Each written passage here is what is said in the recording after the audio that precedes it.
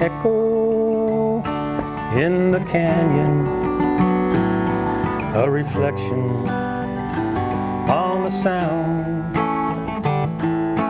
When I'm really looking, I can hear you all around. Welcome. Glad you're back. Glad we're back. I have a very special guest today, Mr. Faisal Saleh. He is the founder director of the Palestine Museum in Woodbridge. And there's news, there's going to be another one, and there'll be a name change. Oh, welcome, Faisal. Thank you so much, Frank. Good to see you again. It's great to see you because 3 years ago you sat here with Dina, and boy, was that a show. Yeah, it was. She moved to California. She did go. Unfortunately. And Bambino, too. Yeah. Oh, wonderful. Hi, Dina. Wonderful. So, here we are again.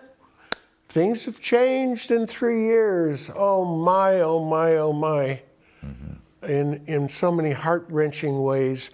So, poetry is our last hope and our refuge. So, let's begin with your choices. There's a very special poem, I know. Sure. I'm going to read some poetry from two poets. One was killed, murdered. Murdered, yeah. And one is still alive so far, as of yesterday. In the territories. Those are from Gaza, in Gaza. Gaza, Yeah. right. So the first poet is a famous, has become famous, and he is symbolized with the kite, with the white kite. A white kite, wow. Yeah.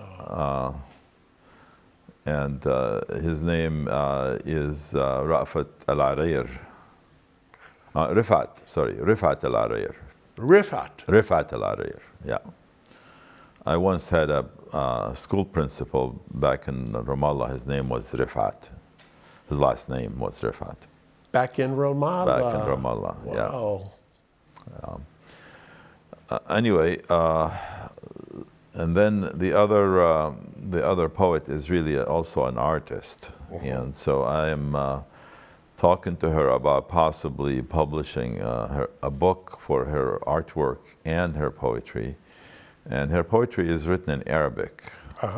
But I had consulted with my friend AI and asked him or her, I'm not sure. AI, wow. Yeah, that's something that will be troubling for Mr. Trump probably. We don't know whether Very troubling. it's a he or a she. It's AI. It would be terrible. I suppose the AI will not make it in his world. At any rate, and I've requested a poetic translation. You know, you can ask different kinds of translation, but a poetic translation. Of course. It will be translated with an eye for poetry. I mean, the AI will make its best or her best effort to write it poetically, and not just do like a commercial translation of the words. So Arabic sound words. and music and meter and scansion and all the goodies that go with. Well, it only took about 7 seconds. So. Whoa. Yeah, this is bad news for a lot of people. Bad news for. Yeah, but for me, I'm not a good writer, and English is my second language. Sure. But I have very good ideas. Oh yeah. And I finally found somebody that can take my ideas and make them look great again. To use a term. Use a term. Oh, let's not imagine those two things coming together. And we're all lost, right? Trump and AI? No. It's a contradiction in terms, if you will. It's a contradiction You said in terms, but kind of the opposite. Anyway, before we get arrested here, of course now you can't say anything. No, you can't. Because you can get arrested for the least thing you say. The least thing, and yeah. being the person who you are, Yeah. have you had any? No, not so far. So Thank you. But you're gonna come visit me in Louisiana if they pick me up. I wouldn't think of not visiting you.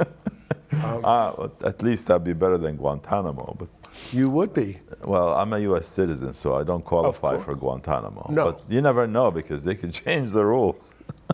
Well, they keep changing the rules. Yeah, yeah, Yeah, unlike poetry, yeah. the rules can be counted I think on. we're all gonna end up in Guantanamo someday, probably. I have news for you. This is becoming Guantanamo, the entire country. You're right. You're right.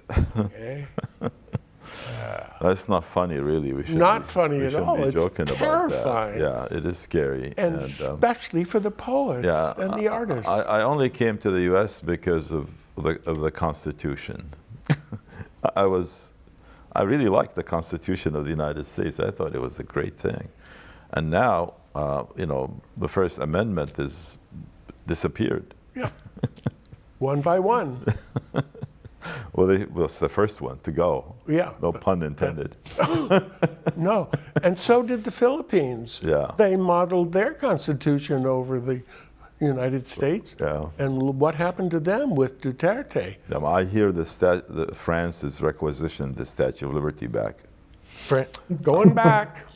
It's going back. They're working on finding a way to drag it to the water and then picking up on one of their boats. That's floatable? That would be amazing. Well. Oh, maybe we could tie it to the F-47, Trump's new. The new one. The new one, the fighter plane. The 6th generation. Yeah, sick. But what does the F stand for? Fighter. Fighter. Yeah. We need some solace of poetry. Yeah. Please read that. All right. That big So one. I'm going to start with the Rifat El-Arir book. And for those who acquire this hardbound book, which was given to me as a gift when I was in London by some friends there. I remember that. We're on the phone. Yeah. And it's on page 19, in case you're looking for it. I thought it would be like on page 1, but it wasn't. And It's a signature poem. it is a signature poem, and this is what the book, it's the cover of the book. The book is also titled with the same as the poem. So the poem is called If I Must Die. And keep in mind, I'm reading a foreign language here. Exactly. If I must die, let it be a tale.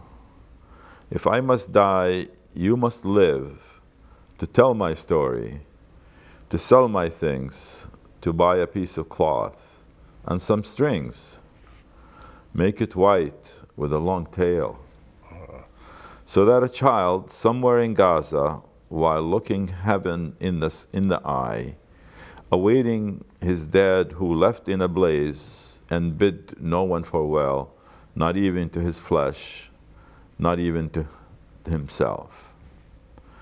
Sees the kite, my kite you made, flying above, and thinks for a moment an angel is there, bringing back love. If I must die, let it bring hope, let it be a tale. November 27th, 2011. 2011. Yes. Thank you. Wonderful reading. Heaven. Yeah. Yeah. So anybody listening to us, feel free to make a white kite In memory. in memory of Rifat El-Arir. Now, the kite on the book here is what I consider a Western kite. Aha. Yeah, the Palestinian kites are different. Are they? Yeah, they're usually have 6 sides, 6 points, It's made up with two sticks across each other like that, and a slightly shorter stick across the middle horizontally. And you tie it in the middle with strings to fasten them together, and you take the string on one of the sticks and you make it go around, creating a hexagon. And so it's a hexagonal shape that with the sticks and the string. And then you put it on a sheet of paper and you turn the flaps in and you glue them. So you have the body of the kite. And then you use strings. You attach a string at 3 points, the 2 points on top and in the middle of the kite. And you make sure it's equidistant from the 3 points. And that becomes the string you pull the plane with, the kite with. And then on the bottom 2 points, you have a V-shaped string coming to a point, and that then becomes the tail. You attach the tail to it. And what's the significance of the tail? The tail, from aerodynamics point of view, is a stabilizer for the kite, because the kite is going to have wind hitting it, and as you pull on it, it creates resistance and creates a foil, and it will rise because the air travels around the surface of it slower than underneath it. Yeah. And it creates a little bit of a vacuum and lifts it up. Now, it will go like this and like that a lot. Yeah. Because it's like a helicopter without the rotor in the back. Yeah. The tail pulls it down and anchors it. And the size and the weight of the tail is dependent on the conditions. So the more wind you have, the more dynamic the kite is going to be, and the longer and a heavier tail you need.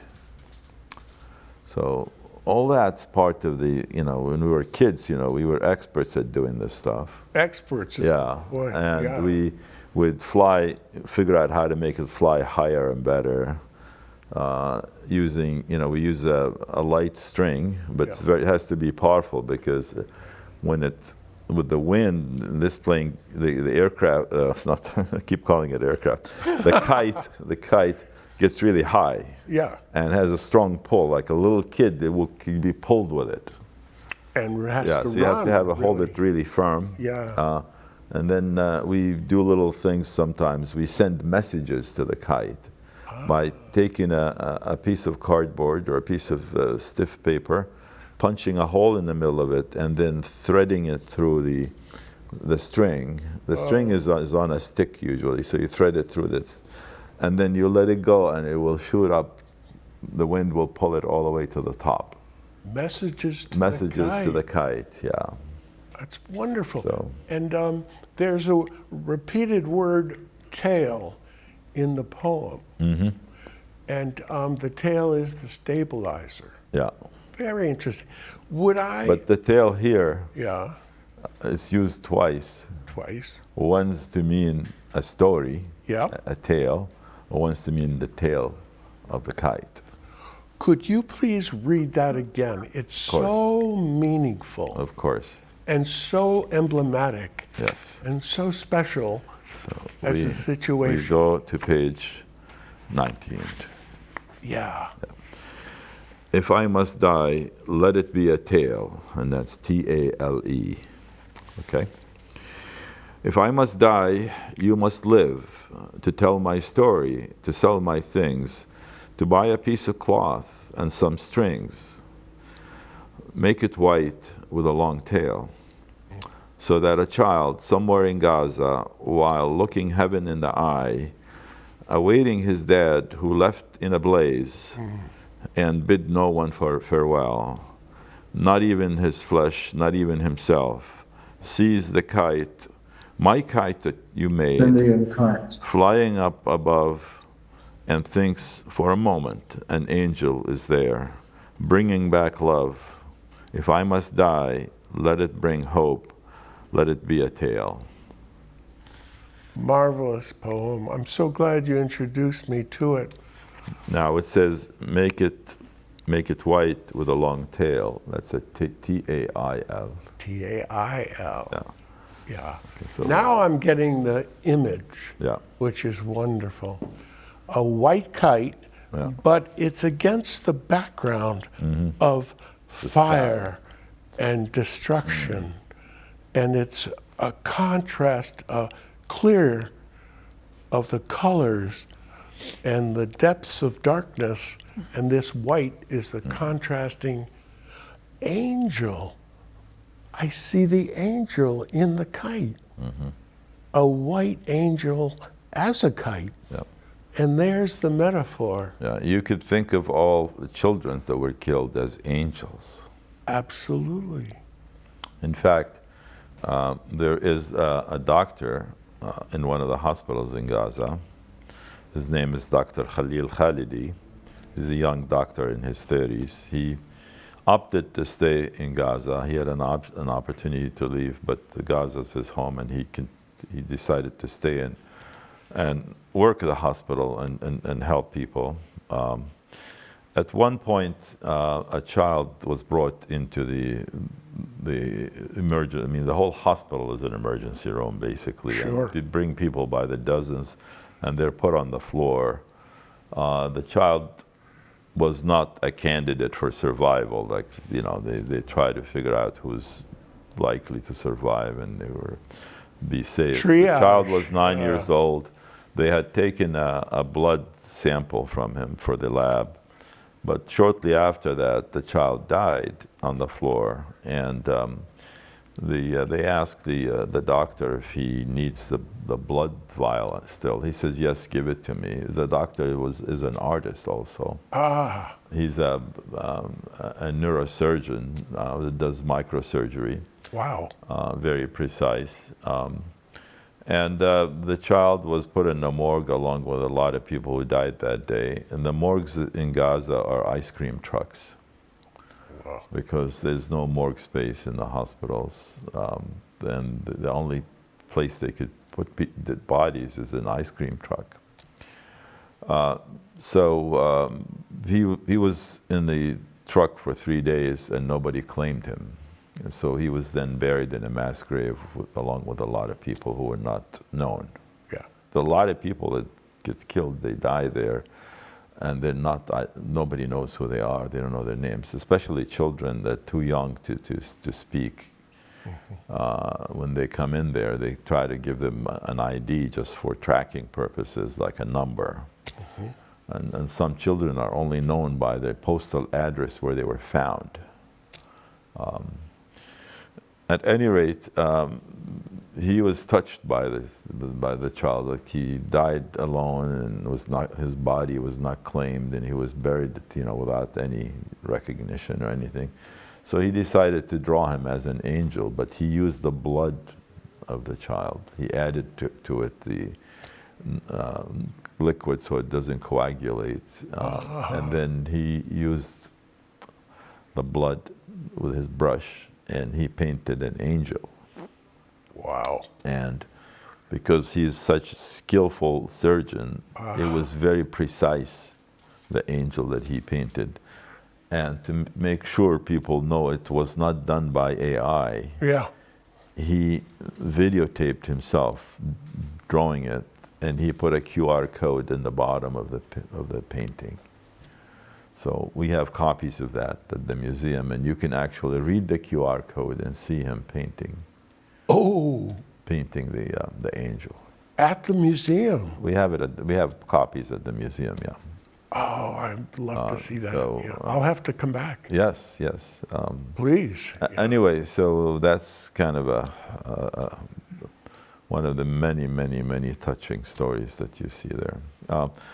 The next one I'm going to read is from an artist. Her name is Azza Sheikh. And it's from a collection of poems that she wrote on a daily basis. She also sketched on a daily basis. And I am trying to work with her on publishing a book of her artwork and poems together, possibly a multilingual book where her poetry can be originally it's in Arabic, but we could probably translate it into English and maybe some other language and have it all published in the book. What a wonderful idea Yeah. to have the oral, verbal You know, juxtaposed with the art. Yeah, people in Italy want to read it. People in France want to read it, and so a lot of people want to read the poetry. And I apologize, I'm reading this for the first time. Oh, and what's her name again? Give me her name again. Azza Azza. Sheikh. Azza. Azza. Azza. I can show it to you on Messenger, Facebook Messenger, where you can see it. The first poem is called My Little One Dreams. In the past expanse of sand, countless stories lie hidden. Footsteps echo through the desolate landscape, a testament to the countless souls who have traversed this unforgiving land.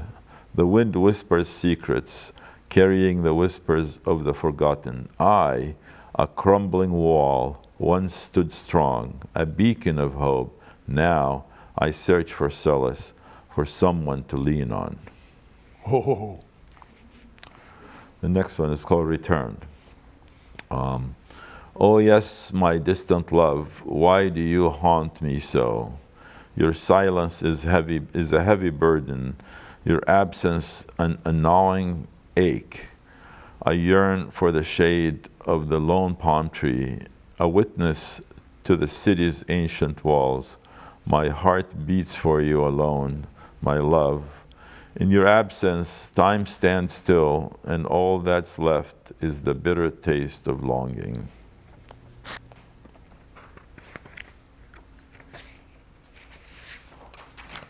The feelings are on the surface, aren't they? The next one is Gaza and the Night. As I lay on the cold, hard ground, I clutch my tattered pillow, a meager comfort in this desolate landscape. The rain, once a source of joy, now brings only sorrow. The jasmine flower, once a symbol of love, now blooms alone, its beauty lost without you. Nothing brings me solace, not even the passage of time. A homeland's lament.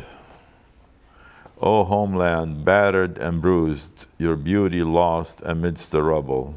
Your skies, once a brilliant blue, now hang heavy with the smoke of destruction. Your soil, once fertile and green, now lies barren and still. I search for solace, but I found none. Your silence is a heavy burden, your absence a gnawing ache. I'm surprised at the wonderful lyrical quality of the feelings on the surface with such haunting imagery.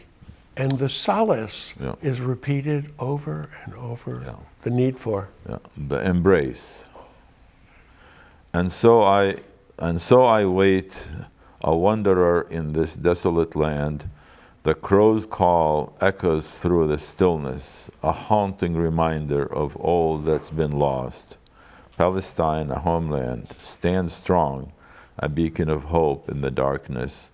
Gaza, its heart, beats with a fierce determination, a refusal to surrender. In this bleak landscape, I search for solace, for a glimmer of hope. Oh, what a need. There's a note from our friend AI here. Yeah. It says, the translation aims to preserve the poetic essence and emotional resonance of the original text rather than providing a literal translation. Bingo. Very thoughtful. Oh, very. Very thoughtful. We're going to take a short break. I think there's one more here. Got it. We missed, or did I do that one? Maybe I did. Maybe it just got repeated. Yeah, I'm sorry. It was repeated. We're finished.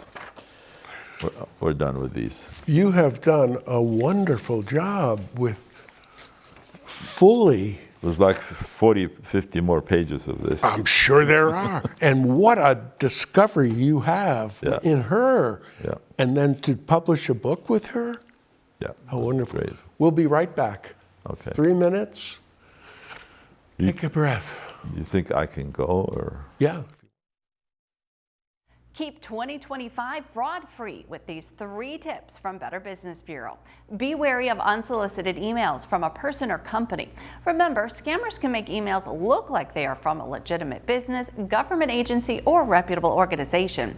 Never click on links or open attachments in unsolicited emails. If you haven't met a person face-to-face, don't send them money. This is especially true if the person asks you to transfer funds using a prepaid debit card or Cash App. Money sent to strangers in this way is untraceable, and once it's sent, there's no getting it back. And resolve to research the retailer before entering payment information when shopping online. Ask, is this a person or business I know and trust? Do they have a working customer service number? Where is the company physically located? And have I checked to see if others have complained? Visit bbb.org to read complaints and reviews and find a trusted company near you.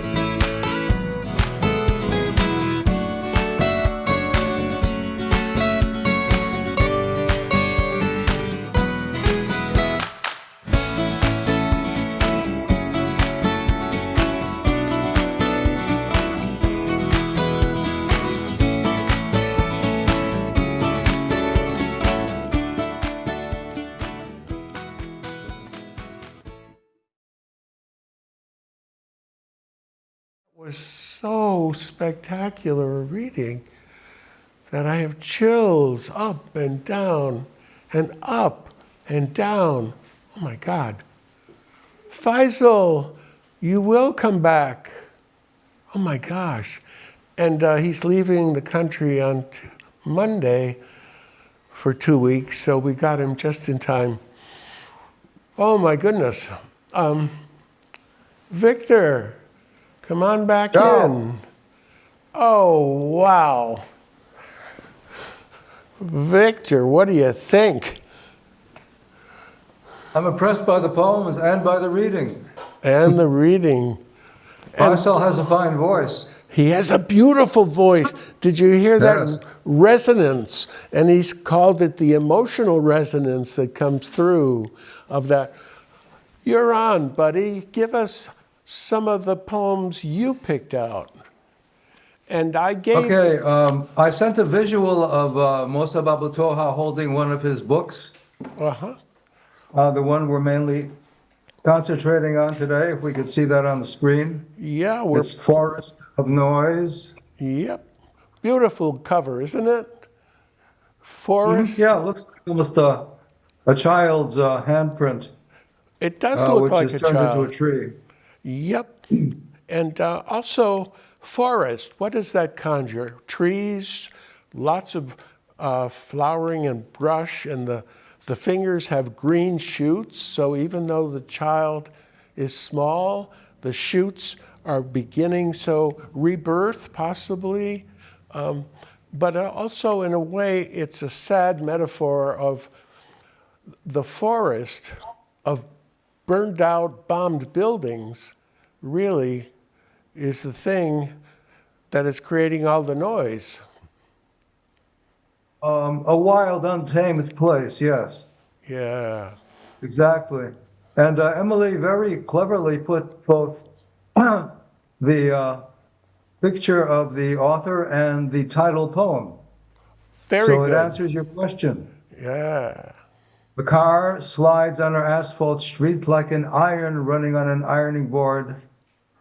But in my city, streets are never flat. Potholes from bombs are everywhere, like crows' nests in a forest of noise. Now, there's a complex metaphor which is characteristic of him, like crow's nests in a forest of noise. I've brought up the topic of Baroque symbolism, and he seems to take very naturally to it. Very. What a guy. And what's his background? The question I was asking earlier, which I never got to really follow up on, is who would some of his mentors have been? I mean, Palestinian poetry is, in its latest iteration, a very, very current new phenomenon, right? I mean, I imagine especially written in English, yes, and he writes primarily in English. yeah. So we have Faisal's two poets who are both with us, both producing, and then I had suggested Darwish as a possible mentor for, in my thinking, of Mossab, but I'm not sure. I don't really know Darwish's poetry except that one, To My Mother. I could not find any connection between Mossab Abu Toha and Darwish, so I can't comment on that. What I do notice is that Mossab has a pretty good familiarity with the poets of England and America. Yes. Like, for instance, I put a picture of Bruegel's Icarus, landscape with the fall of Icarus. Yeah. And if we can see that on the screen, make Emily scramble to show us that. She's good at it. The whole thing is a reference. There it is. Okay, well, that's the poem. Oh, we don't get the picture. Okay. There it is. There it is. Now, where's Icarus? Yeah.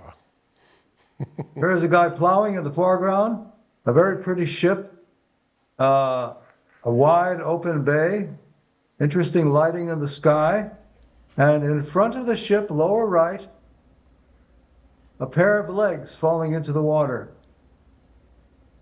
That's the poor kid who flew too close to the sun, and the wax holding his wings together melted, and he fell out of the sky.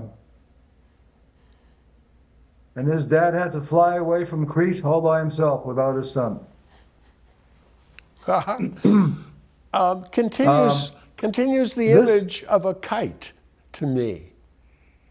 Yeah, those Palestinian kites, I found some pictures of them. They're perfect hexagons.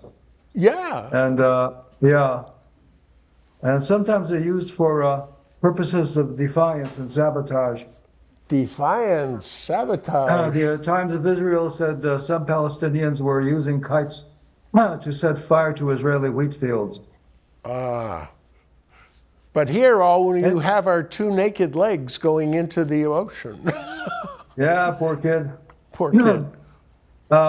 So it takes off on Auden's poem, the Musée des Beaux-Arts, where he sees this painting. And he begins, I'm not going to read the whole thing, but Auden says, about suffering, they were never wrong, the old masters. How well they understood its human position, how it takes place while someone else is eating, or opening a window, or just walking dully along. And he goes on with some examples. And if we can get back to Icarus Falling by Mossab Abu Toha, what he writes is, according to Bruegel, the painter, in 2023, Icarus did not fall into the sea. He got hit by a bomb or a tank shell.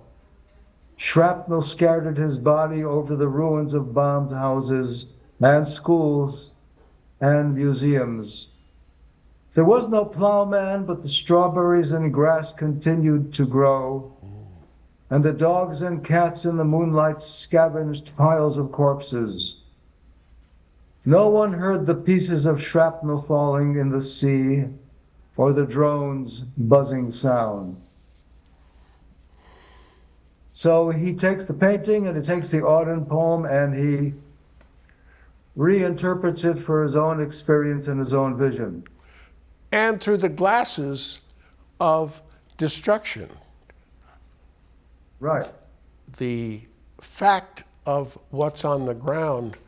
So he's got a working knowledge of a Western poetry and certainly familiar with American poetry. I think Ginsberg is in there. Right. So his it's interesting what he does with Ginsberg. We can go to after Allen Ginsberg. Those first few words are familiar to you, Frank. I saw the best minds of my generation. Oh my God, Howl, that's 55. It's Howl. It's the opening of Howl, right. Yeah. But what Mossab says is, I saw the best minds of my generation destroyed in a tent. Yeah. Looking for water and diapers for kids. Yeah. Destroyed by bombs, a generation under the rubble of their bombed houses. I saw the best brains of my generations protruding from their slashed heads. This isn't your typical sentimental flowery poem, is it?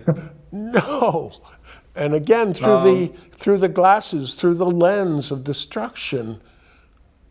Now, who did Allen Ginsberg mean by the best minds of his generation? I think they were all high.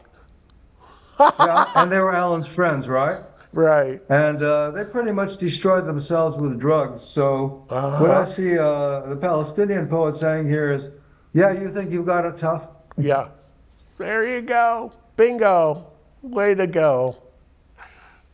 Definite message here, just to kind of slam a little bit, a gentle one. Mm-hmm. But he is more artistic than that. Yes, he is. I talked before about complex imagery, and you could just dig into my grandfather's well.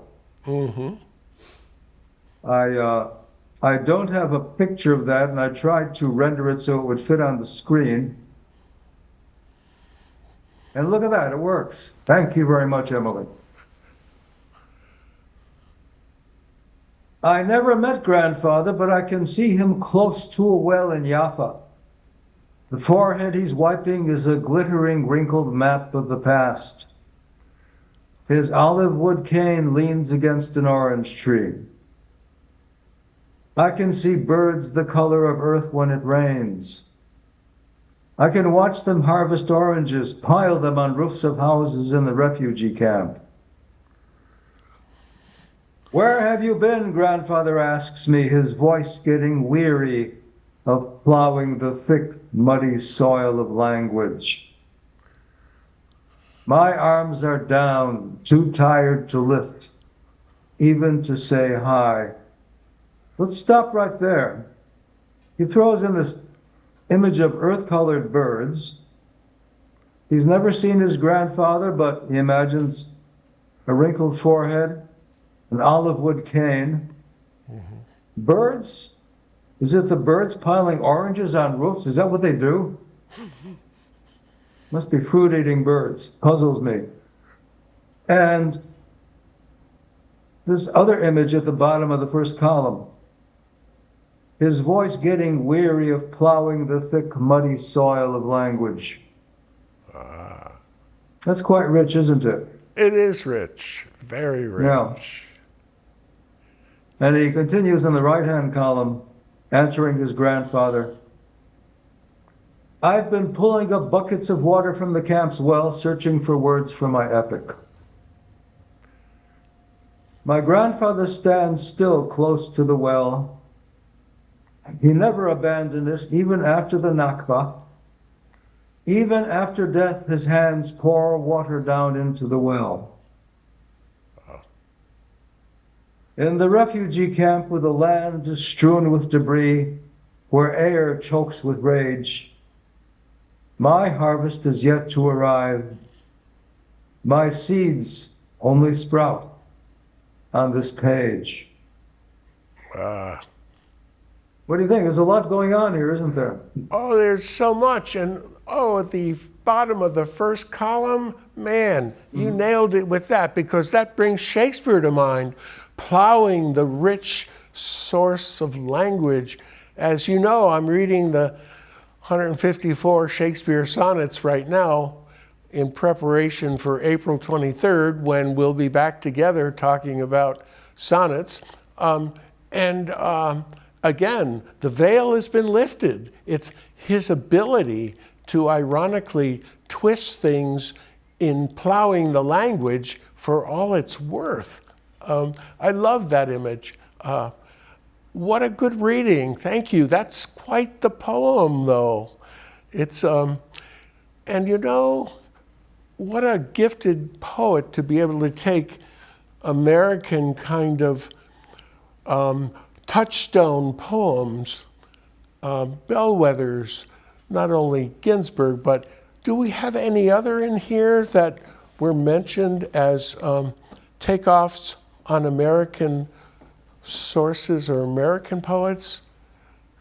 Let's see. Well, we mentioned Musée des Beaux-Arts, and Auden was sort of a hybrid American-British poet. Yeah. I didn't find any others in Forest of Noise. But I bet he has. I bet he's done something with more of the poets than we know of. I mean, of course, the book has to be shortened to a certain point, but that's what caught my interest, especially Ginsberg. Well, he has another one called After Walt Whitman. Oh, good for you. I don't know if I sent a copy of that, but it's just 4 lines. Uh-huh. It goes, I become grass in America if you want me. Look for me under your boot soles. I become a child in Gaza if you want me. Look for me under the rubble of our house. Yeah. Walt Whitman, Leaves of Grass. Different experience from the peaceful, optimistic world of Walt Whitman. Yeah, and that he would know about it as a Palestinian poet. What a guy. What a I think guy. he's read a lot of poetry in English. I think he has. And learned English extremely well. How about the one about the confrontation with the Israeli guard? Oh, we're going to do that as a duet, aren't we? Aren't we? Well, it's your idea, we'd better. Oh, I think that's great. I don't know where I marked it in the book. I think it's toward the end. Let's see, is it right or left? It is. No. Do you have a page there for me? Let's see. First line. We need a moment, don't we?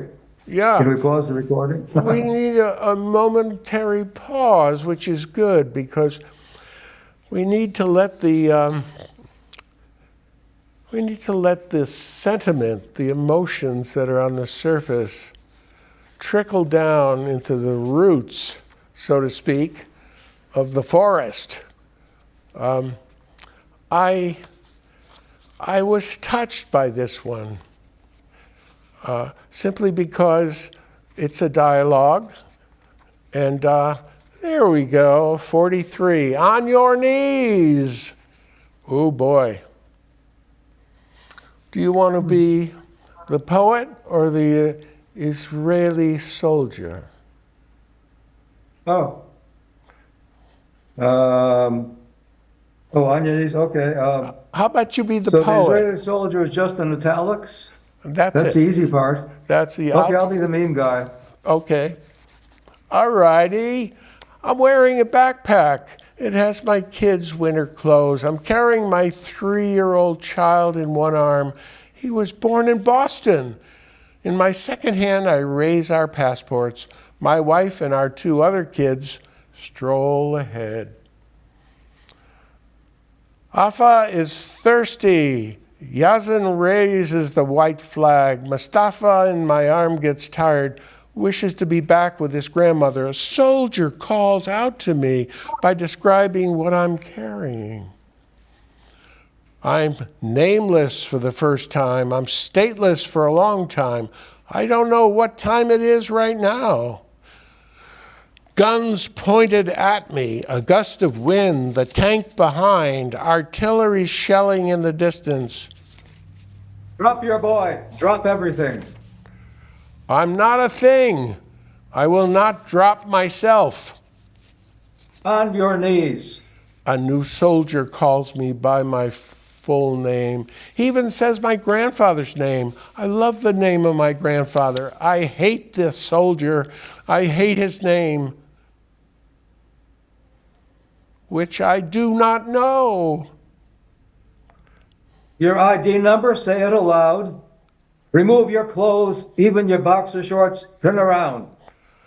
Oh, in my ears, I'm hiding my mother's stories, my father's recitation of the Holy Quran when I am sick, the sound of my childhood alarm clock ringing when I open my eyes for school. On your knees. How many passports do you have? Stay on your knees. Oh, my son's American passport, my Palestinian passport, my 2 other kids' passports. We were going to the Rafah border crossing, I say. Shut the F up. On your knees. Yeah. UNRWA. On your knees. Yeah, I'm a teacher, I say. On your knees. But I won't reach the blackboard when on my knees. I'm handcuffed, blindfolded. I'm shoved from the back of my neck. On your knees, terrorist, on your knees. Show me any proof, I ask. A slap across my face. You get us proof. On your knees. It begins to rain. My teeth chatter. On your knees. Someone next to me weeps. I need to be with my pregnant wife and baby daughter. On your knees. We are on our knees. On your knees. They throw us into a truck. It travels and travels and then stops. They take us out. On your knees. Minutes later, someone kicks me in the stomach. I fly with pain. On your knees. Then someone kicks me in the face. My head is down. My nose bleeds. On your knees. I hear soldiers chit-chatting.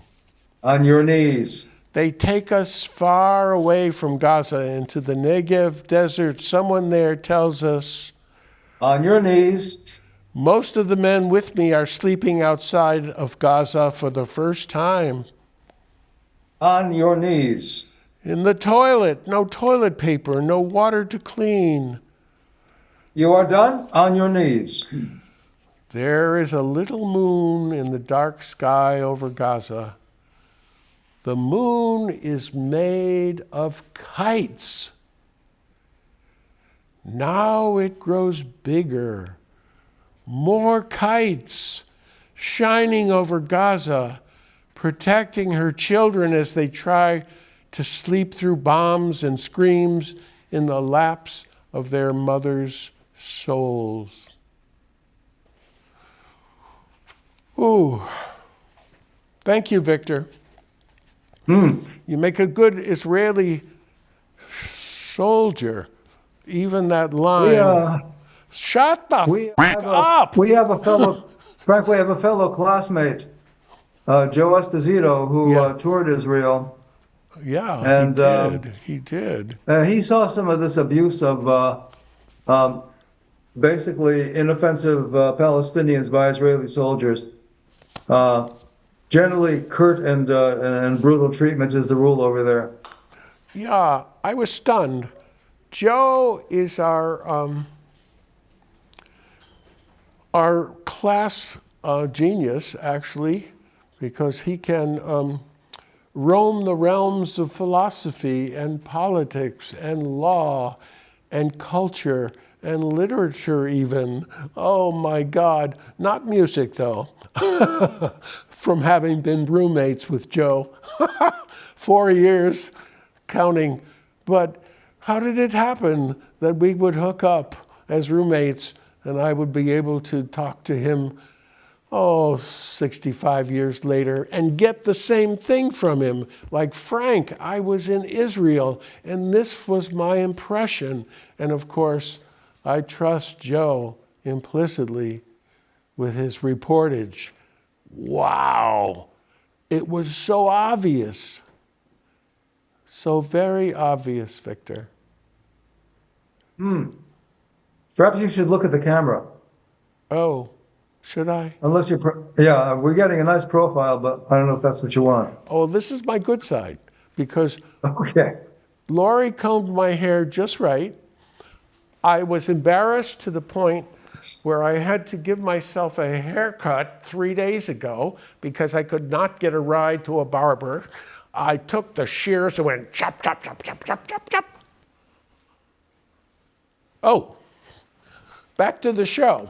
Anyway, Victor, you do yeoman's work. God, you really nail it when you read. I think your pacing has gotten to the point where it's perfection. You could even read Shakespeare, which we're hoping to do in a month. Oh, give us a few more of your Mossab Abu Toha choices. Okay, got We some got printed 5 up. minutes, so pick your favorite. They're also grim, really, but that's his life, isn't it?